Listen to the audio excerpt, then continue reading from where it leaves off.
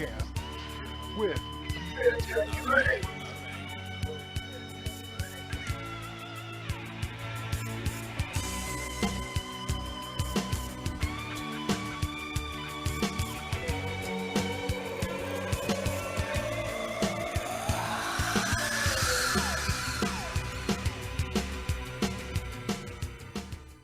Fantacular edit. Fan edits are spectacular. fan edits that we hope improve the original film, if maybe the original film's not that great, or enhances an already great film. However, I must get a disclaimer out of the way. Please support the studios and people who work behind the scenes of these films by purchasing the film on the latest format available before downloading any fan edit. Thanks. I also must state that you will have to seek out where to find these fan edits on your own. Book of Shadows of Blair Witch 2. Last summer, after the crowds left, 5 strangers returned to the woods to uncover the truth. But one of them has a secret that will unlock the curse. You know, if you don't believe in the Blair Witch, then why the hell did you bother to come? I thought the movie was cool. This fall, just in time for Halloween, the witch is back. Funny enough, a movie doesn't even have a Book of Shadows in it. We're doing a fan edit by Agent Sam Stanley called Blair Witch 2 Recut. A hybrid of sort of director's cut and sort of his own tweaks. So I'm Rage Killer, and I'm with Wolfman's Got Nards, Dinner Lots, and special guest fan editor Agent Sam Stanley. Hello. Hey Sam, how you doing today? Hey, I'm good. First time ever in a podcast, so be gentle, everyone. It's mine too, so don't feel bad. You've made it. Yeah, you guys are gonna pop my cherry. So, I guess before we go on to Blair Witch 2, we should briefly talk about Blair Witch 1 and this whole phenomenon it created. Yeah. About a year. It started out in they just had a website with various details on it and stuff. Well, I guess we go back further. Really, this was a film that went around the film circuits, and then Artisan picked it up, and then they paid the actors to go into hiding, made a bunch of fake missing posters, and then they made a bunch of fake documentaries on sci-fi. There was one on Sci-Fi Channel, one on Showtime, to basically try and trick people that what they were about to see was real, which was just genius. And some people actually bought it because after the film came out, there was people that were going into the woods of Burkittsville and trying to find the witch and stuff. And I heard there was plenty of hunters and stuff that were just annoyed at these goth kids that kept coming in the damn woods just because of this movie. The marketing process for the original Blair Witch was just genius. You know, it was exactly what sold the film and made it so successful. You know. Mm-hmm. Just I agree 100%. I mean, when I first heard about it, I kind of felt that it was shades of Cannibal Holocaust, that Italian horror movie, and it was thought that this was a real thing that happened. Yeah, Cannibal Holocaust was the first. The Blair Witch Project was the first one that became mainstream. In America, because that's when it was the birth of the internet, and you had more stuff going around. But it definitely reminded me of it, and then. Of course, the movie came out and everybody was just mind blown by it because found footage types of movies, it wasn't the medium by then. Yeah, there's no way that a movie like this could work today, tricking the audience in the age of social media and stuff. I mean, granted, not everybody was fooled, but there was still a good chunk of people who saw the documentary on Sci-Fi Channel, The Curse of the Blair Witch, and they were like, "Wait a second," I'm not entirely sure if you couldn't get away with it. You got to remember, not everyone is going to immerse themselves in information to see if it's actually real or not. If you just... Because I remember as a kid, because that's when this came out, because I'm probably the youngest one here, I didn't actually buy it because it seemed too unbelievable. It's well, why is it not on the regular news? But if you don't really pay too much attention to the news, but you hear about this Blair Witch thing, you might still kind of get caught in it, Well, they say it took place in 1994, and then the movie came out 99, so they tried to kind of cover the tracks. Actually, to be honest with you, on my end, it was on the news. Like they were like, like we're not sure if this is real or not, but it actually did get on the news over here about the 3 missing people. Really, man, that did Really not did. happen here. And you actually could get away with doing this types of stuff today. I mean, look, you go on Facebook and how much fake news is posted every single day.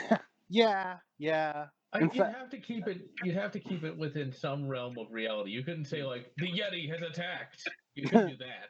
But I mean, moving forward, Sam, what was your take on the original? Well, you guys were actually lucky because when the original Blair Witch got here, Brazil, we everybody already knew that it was a fake. You know, I mean, it wasn't.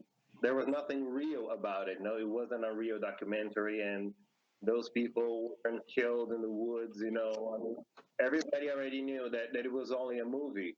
So, but I was very interested to see it because I remember reading thousands of articles about how the film was scaring the hell out of everybody in the United States, and it was such a different film. So I had like very high expectations before seeing the film.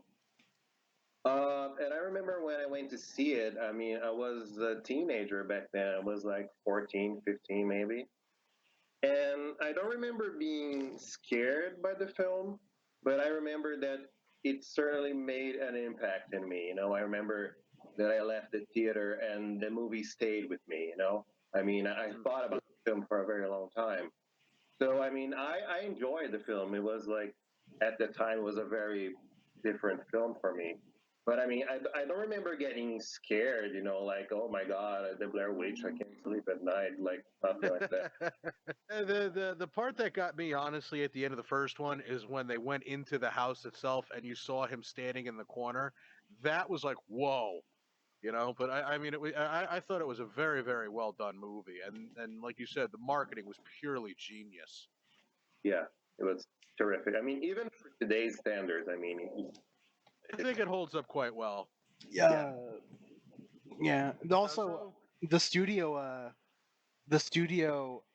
like had put money into the movie to like refilm stuff. Like they had filmed like 3 or 4 different endings and stuff. So they ended up spending like more on reshoots, and they didn't use any of it. They didn't. They decided to release it as and is. all the different endings were like terrible. I remember watching them on the DVD or something, and they were just like, no, you know, I mean, the original ending is much better. You know, it's just, I agree. and it's more blunt, and it's just what the Hmm. film needs. Right. Yeah, it was kind of like when you watch Paranormal Activity, where you get that same feeling. Like to me, Paranormal Activity was on par with Blair Witch. Yeah, And it when you had saw the that good zinger of an ending. but Yeah, when you saw the multiple endings, and especially when there's a whole notion that there is multiple endings, it completely kills the illusion. Hmm. yeah, yeah. The movie like Clue, you know, and it could be funny. But for something like this, I mean, hell, they had to have the I remember this was on the news too. They had the actors come out of hiding just to prove that they didn't die, because people were like, Yeah, and they got some bad mail too from it, like death threats and stuff. "Oh fuck them," you know. But but you know, typical American cinema. This movie did really well, so we have to make a second one, and that's when Book of Shadows came out. And Yeah, Book they of Shadows, greenlit the sequel quick too, because the first one came out in '99. A year later, if I'm Yeah. not mistaken. yeah, Very. Book of Shadows, Blair Witch 2. There was no Book of Shadows and there was no Blair Witch, you know, but I'm going to be totally honest and upfront about this. I absolutely hated Blair Witch 2. I could not stand that movie whatsoever. And it was one of those things where to me, it was just instead of like Friday the 13th, where it was made by adults to scare teenagers, it felt like it was made to appeal to teenagers. Like, oh, this is dark, so we know you got to put Marilyn Manson in there. And it was like the faculty, shit like that. And it just, to me, it didn't mesh very well. I watched it once. I thought it was dog shit. When Rage Killer was like, oh, check out this, you know, your fan edit. You know, I honestly, I was just like, oh, I hated this goddamn movie, but you know, a job's a job. We got to watch it. I sat down, I watched it, and I actually, That you had to do. I liked it. When it was done, I was like, this is really, really, really good. And I mean, right from the very Okay. beginning, once you switched it for Marilyn Manson song, there was. I mean, it's like, you know, everybody had like their little goth phase where they thought Marilyn Manson was cool for 10 minutes. But even at that point, his act had grown stale. It's not Alice Cooper, you know? So it was just like, once you switch that to Frank Sinatra's Witchcraft, I was like, this is awesome. The director's original intention for the opening sequence. I mean, he wanted the movie to start very lighthearted, you know, like the opera song, and then the group bonding, and then they go to the locations, and then they camp, and then they have the blackout, and then things start to go wrong, but like very gradually, you know, like in the release version, you get like Marilyn Manson and all that violence and everything being thrown at your face, like in the first 2 minutes of the film, you know. So it's a little bit all over the place, you know. It's hectic, and it really doesn't work very well. I mean, it's when you do horror movies, and I hate to quote the guy from Scream, it's got a very specific formula where you have to give that feeling of, okay, these are our characters, let's get to know them so that we can get used to them. Maybe we can get attached to one of them, so if they die later, we can feel the impact of it. You know, Yeah. it's just the original. It gave absolutely none of that. Yeah, It's like, it was like the editing was completely messy. You know, I mean, they get like scenes from the end and they place in the beginning, so you already know stuff like you already see that Jeff is being questioned by the police, so you already know Hmm. that something wrong. It So ruins I mean, any surprise or and it's suspension. confusing too. It's completely confusing. A lot of people are like, okay, but what's going on? That guy was being questioned, so now he's taking this tour group to the woods. I mean, are we supposed to trust this guy, or is he a villain? Is he a good guy? I mean, what? You know, like it was all over nothing. the place. It was a complete clusterfuck. It's just you can't get into it, and it's because it is exactly as you said. You know, it's like, okay, so this guy's being questioned by police. There's already dead people. Who is dead? Am I watching a flashback? Am I watching a telling of a story? Or what's going on here? It keeps switching all the time, you know, from when they're being interrogated, and then it goes back to when they're like trying to find Erica or whatever. You know, it's completely messy. I Yeah, mean, it was like a fight between the what the director wanted to do in the studio. The director yeah, wanted to make a movie that wasn't about the Blair Witch, really. It was about fans uh, going into the woods and stuff, and then they end up becoming they end up having like this delusion, like a shared delusion. They believe that it's a witch, but really they're both just sort of freaking out. You know, well, at least there's many different ways you can look at this film. Like, I always figured that Jeffrey Donovan's character, because when he whips out the pot and stuff, I always figured he must have like laced the pot with something else, and then they start, you know, excessively drinking and stuff, and then then like because of his mental illness, the way he's able to like, you know, like convince them like of the tree and stuff like that. And like later on, things aren't what they seem. Like what the movie says, you know, like only video tells the truth because that's when they play it back, and then you know everything they thought was revealed what really happened, which I thought was interesting. Well, the way it originally was to me was is that it just completely killed the whole supernatural aspect of the movie. I mean, if you're gonna make a movie about ghosts and stuff, it's like watching The Beyond. That one, I believe it was Fulci, or maybe it was Argento. I'm not too sure. It was like watching The Beyond, and there was no ghost stuff going on. It was just, oh, here's spiders eating a guy's face. Okay, why is this happening? Type of stuff. You know, it's just it was a mess. Now, Sam, did you have any input from the director on this at all? Like, did you speak and work with him at all? no. I wish I did. I mean, what I did, I think I told Rage Killer about that, is that I was able to send him like a very short clip from my edit, like the first minutes of it.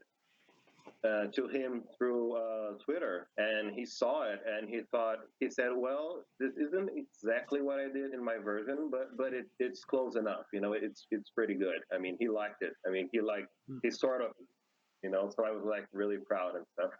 Did you just listen to the audio commentary of the movie, or did you like find the notes that were supposedly there was like director's notes online of like how he would have done a director's cut? No, I mean, I remember listening to the audio. I mean, he was very specific about the stuff that he wasn't happy about in the film, and what he thought it would work better, and what he did, and even the songs that he used originally, like the Sinatra song, you know. Hmm. And I also saw the that video from the YouTube channel, Good Bad Flicks, you know, Yeah, exploring Blair. yeah. That's a very very good video about the movie. I mean, that guy he does some really good videos, Hmm. He and does his homework. I like his stuff. yeah, he's great. I remember You know, watching, and and I remember I was like, wow, there's so much stuff about Blair Witch too. I mean, so much interesting stuff that just passes you by, you know, when you're watching the film, but it's actually there. So that was sort of an inspiration for me to do the fan edit. You know, I mean, his video was one of the biggest inspirations for me. that's actually what I was going to ask you next.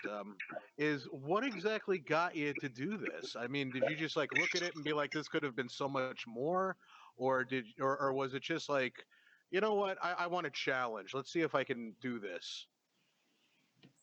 I think it was a little bit of both because I always enjoyed the film. I mean, to some level, you know. I mean, of course, it's not a great film, but I mean, There's like a nugget of a good idea in there, you know. yeah, yeah. I mean, there's just something about it that I always liked. I mean, as a whole, it didn't work, but there were things about it. I mean, the whole idea behind the film was interesting to me.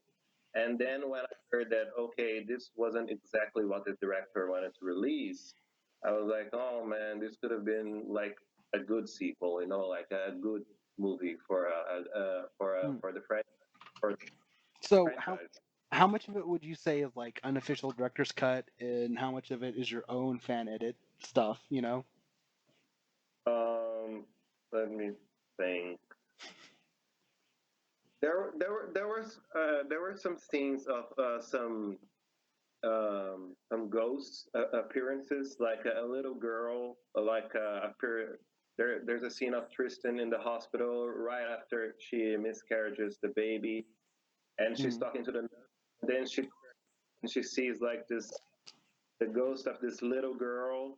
Like it was like kind of lame. I remember I was watching that scene with my nephew. He's like 6 years old, and he thought it was ridiculous, you know. So I was like, scary at all. So I cut that off. But I think that was supposed to be in the film, you know. Yeah. Right. If a 6-year-old isn't buying it, then it's no good. Uh, Even though I believe you're the second person who has tackled this, maybe there's been a few others who have tackled edits. I heard about it. I mean, I haven't seen the versions. I mean, Kind of gets hard to do that because I mean, like when you're creating your own content or when you edit things, it's like, hey, check out this guy's version of it. It's kind of like, no, I think I've seen it enough. Thanks. yeah. The only the only scene that I thought could have like been edited down would have been that scene where the goth character, I forgot her name, she sees like Jeffrey and he appears as like he's being electrocuted. I thought like that should have been like flashed like more quick, you know. That was like that's the only thing. Otherwise, I think everything else was really solid, you know. The electric chair scene, if it was like a second flicker of it, Yeah. people will be rewinding that and saying, what the hell was I just seeing? As opposed to a vision of, oh, this is where this asshole is going to wind up. Yeah, well, I wish you guys had said this to me when I was making the cut because now Well, I had to go and rewrite it again. But yeah, that's actually interesting. I mean, e- even if you see Jeff being the electrocution, I mean, you still don't quite understand why she's seeing it, until you get to the end of the film, when you see that they're going to prison and they're probably going to be executed for what they did. It's like a premonition that she's having. Right. I think she mentioned in the beginning that she could see into the future though, so it kind of fits. I mean, we had to at least make that claimed ability like legitimate instead of just having her, oh, I can see into the future, and then okay, what do we see? That's pretty much the movie in a nutshell. What are we seeing? I'm not really sure. I will say this about the fan edit: it makes a horrible movie passable.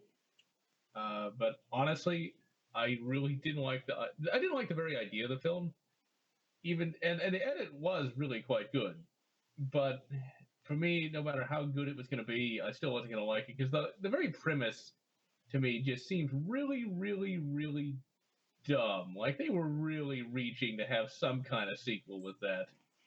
I mean, the idea of a bunch of insane fans that there is no witch, there is no book. It's literally just a bunch of idiots that effectively kill themselves for no really good reason. Like, and it didn't have to be that way. I mean, even the most incompetent of director could have they find the book and it makes them go crazy and kill each other. How hard would that have been? I mean, come on, they find a book. How hard is it to make a book? They find the book, they go crazy. Or, as Rage Kill said, they lace the weed with something. Okay, how hard would that have been? But no, it literally just, it's dumb. That's all I got. My take on that is that the reason why they did why they did these horrible things that they did is because it was the witch's influence. I mean, the whole notion of the tree being full grown and then being small and then being full grown again and then all blacking out, that to me was just the witch's influence.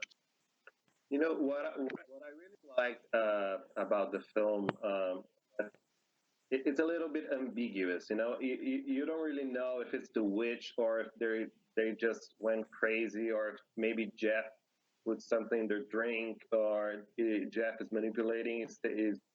You just don't know.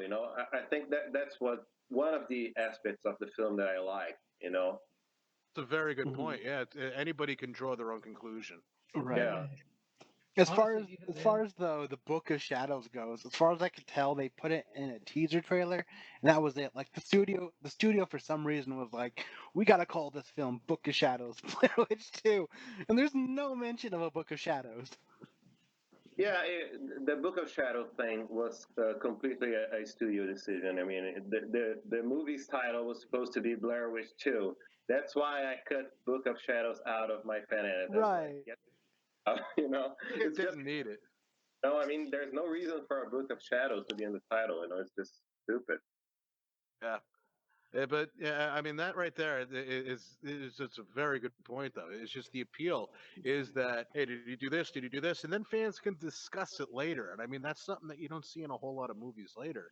And I mean watching this fan edit, it makes things a lot more crystal clear because the editing that you did, I mean that was top notch work. I mean you couldn't have done better on the editing. You really couldn't have. But it was just you can still watch this movie and you have a more clear representation of what happened in this movie so that when people because that's what we did as kids is we sat down and we bullshitted about movies and we were like no, this is what happened. And everybody was like, well, you're not wrong, but this is how I feel about it. You Yeah. just don't get that anymore. Right. Yeah. And then there's the debate of like whether or not it couldn't be in their minds, stuff like that. Well, it's like didn't like a year or two ago, wasn't there like some teenage girls who murdered somebody and they swore up and down that Slender Man told them to do it? Yeah. Well, the idea of fans being crazy and doing stupid shit that's an American thing. People get attached to shit and they just do dumb things. I mean, growing up in New Jersey, people that went out looking for the Jersey Devil, and then when people realized that Friday the 13th was shot in New Jersey, all of a sudden everybody wanted to go to Camp Crystal Lake. It's just people get attached to things in unhealthy ways, and they wind up expressing themselves in really, really fucked up ways. And this to me, it's not a stretch. It's something that people will absolutely do if they're that. Obsessed, Yeah. yeah. I when that movie Natural Born Killers came out, there was this couple that actually wanted to be the couple from the film, so they went out on a murder rampage. I mean, in the area that Yeah, I mean, there's people that like post memes on Facebook. These are couple goals. Really? You want to be a bunch of white trash psychos that kill people? That's fucking Yeah, awesome. yeah. Some people. So I don't feel that it's too much of a stretch though that a bunch of people would go out to the woods, and even if there was no Blair Witch whatsoever, yeah, it's very plausible that this guy who was hospitalized for schizophrenia had seen the movie as a kid or heard about the legend as a kid and wanted to make it real. Yeah. Possible. Yeah. Which was also nice that you added the correct text information at the beginning of the movie, because I guess that stuff wasn't really explained in the movie, right? It was like on the website or something like that. Yeah, I remember most of the background info for Jeff that I used for in the title cards in the beginning. Some of them I got from the official site, and some was on the that fake documentary Shadow of the Blair Witch that Right. explains a little bit of Jeff's background. Yeah, that fake documentary they tried to fool people again, saying that Blair Witch 2 was based off a true story. Jeff was a real person, and then he Yeah, when I see Jeffrey Donovan, I just think of TV series Burn Notice, where he plays Oh yeah, right. Michael West. Famous for that show, right? Yeah. By the way, you guys live in the United States, so you might have more info than me. Whatever happened to the other actors of Blair Witch 2? I mean, they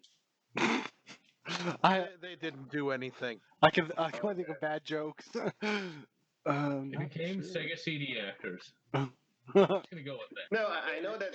I know. I did see Jeffrey Donovan in a few films, like in small roles. But I mean, and he was also in the second season of Fargo, if I'm not mistaken. Right. He also has a new TV series on Hulu as well. Yeah. He was on that too. Other than the rest of them, it essentially wiped out their careers. I mean, the goth girl. I mean, it's like, so what were you? Like, what experience do you have in films? Oh, I was the goth in Blair Witch 2. Yeah, you can get the fuck out now. Sega.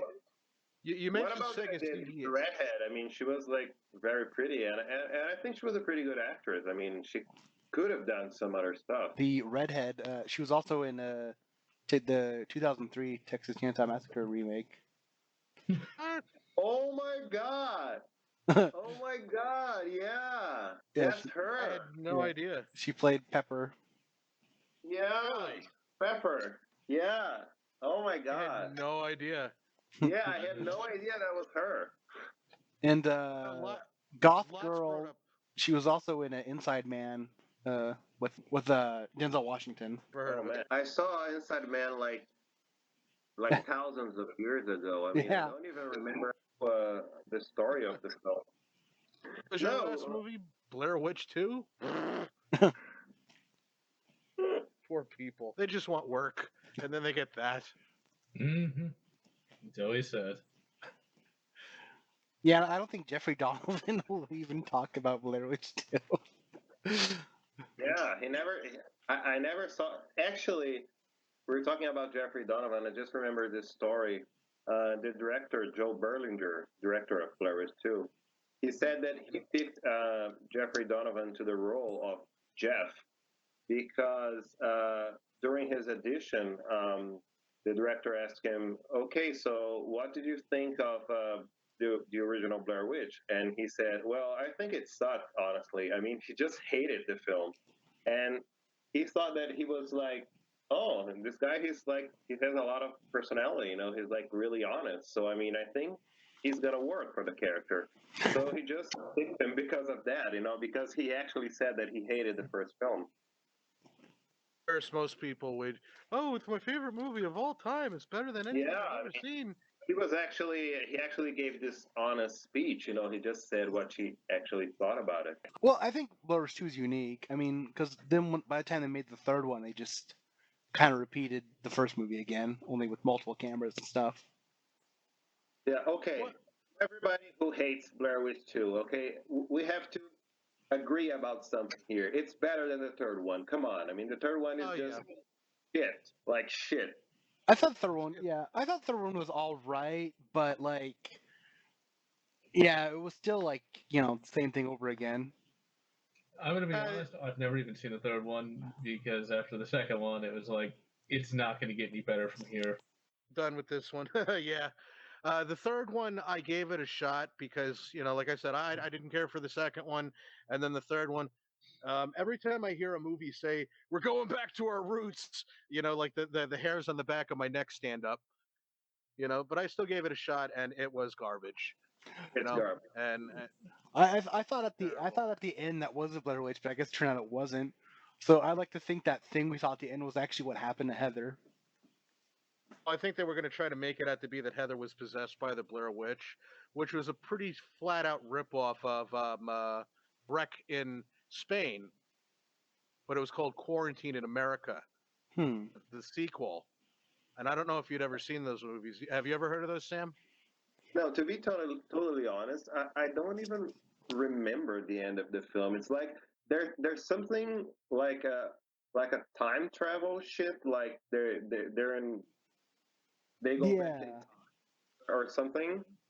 I don't remember exactly. I mean, I saw the third film like I think when it came out, and I wasn't really impressed by it. I thought it was like oh, so I just got out of my mind. I don't even remember the movie. That's got to say something if you've erased it from memory. That's like when I watch. That's like when I watched Creepshow 3. Movie I was so. but I heard it's terrible. I mean, it's like oh my god, don't watch that. Yeah. I gave it a shot, and You regret everything. pretty much I wanted to go to a church and repent for my sins. Just to apologize for giving money to such a horrible cause. Jesus Christ. Yeah, I don't even know what they could even do with the Blair Witch franchise. I've heard like talks of like a TV series. I'm like, really? Why? Why they should go? I heard about that too. I have no idea what they're gonna do and how they're going to develop, but I don't know. I mean, there is lots of lore, but I don't know. Because I know they even made 3 video games that explored different aspects. So if we were gonna like sum up like a rating for Blair Witch 2 Recut, I guess it'd be a recommend for me, Wolfman. Me, I give it an absolute recommend. If you did not like this movie, I mean, Lots has given a very great point of view as to it, where the movie is still nonsensical. But the best way that I can sum this up, it's probably the best endorsement that I personally can give this movie, is that it took what I felt was a bad movie and made it enjoyable to watch. It wasn't even like, I watched it. This wasn't bad. I enjoyed it now. Well, sir, you did a fantastic job on this. Right. Oh, thank you very much. It's really. I'm very delighted when I hear people saying that they hated the original version, but they actually enjoyed my. It's like It took 17 years, but we finally got a version of the movie that's good. About damn time.